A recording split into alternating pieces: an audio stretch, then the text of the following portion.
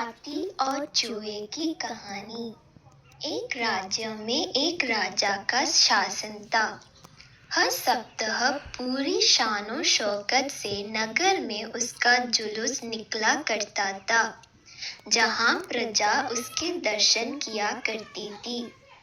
एक दिन एक नन्हा चूहा उसी राजमार्ग के किनारे किनारे कहीं जा रहा था, जहां राजा का जुलूस निकलने वाला था।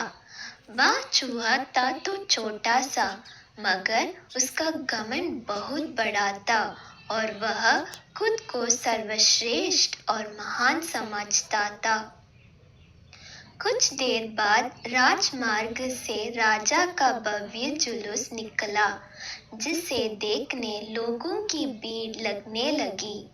राजा अपने पूरे दल बल के साथ था। उसके सैनिक उसे घेरे हुए थे। कई मंत्री और अनुचर उसके पीछे थे। वह एक विशाल शाही हाथी पर सवार था। हाथी शाही था, इसलिए उसे भव्यता से सजाया गया था और उसकी शान भी देखते बनती थी। जुलूस में हाथी के साथ एक शाही बिल्ली और एक कुत्ता भी थे। राजा का जुलूस देखने को उमड़ी भीड़ राजा के साथ साथ उसके शाही हाथी की भी प्रशंसा कर रही थी। यह सुनकर घमंडी चूहे को बहुत बुरा लगा। वह हाथी को गौर से देखने लगा, फिर सोचने लगा, इसमें ऐसी क्या खास बात है जो मुझ में नहीं? मैं भी उस जैसे ही हूँ। मेरे पास भी 2 आंख, 2 कान, 1 नाक और 4 पैर है। फिर उसकी कितनी प्रशंसा क्यों? उसके विशाल शरीर के कारण, लंबी सूंड के कारण, छोटी छोटी आंखों के कारण या जुरीदार जमंडी के कारण?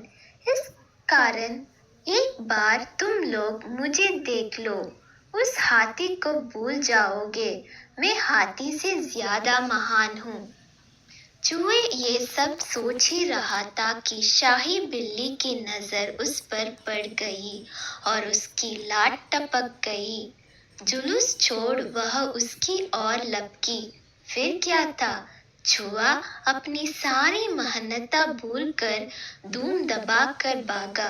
भागते भागते वह हाथी के सामने आ गया। आगे बढ़ते हाथी ने उस विद्य से चूहे को देखा तक नहीं और अपना विशाल पैर उठा लिया।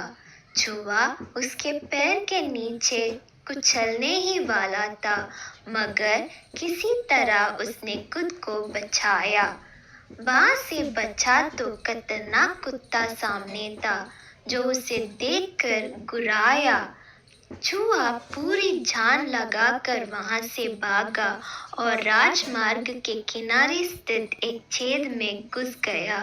उसका सारा घमंड उतर चुका था।